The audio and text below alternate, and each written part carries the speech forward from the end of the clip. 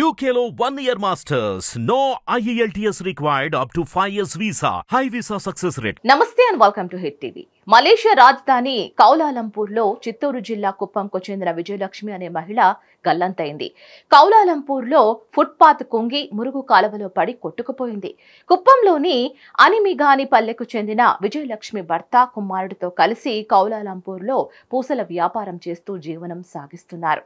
వీరు వెళుతున్న మార్గంలో ప్రమాదవశాత్తు ఫుట్పాత్ కుంగడంతో విజయలక్ష్మి గల్లంతైంది.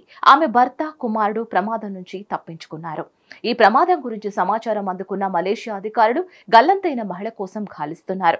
విషయం స్థానిక ఎమ్మెల్సీ శ్రీకాంత్ కు తెలియడంతో బాధిత కుటుంబ సభ్యులను పరామర్శించారు.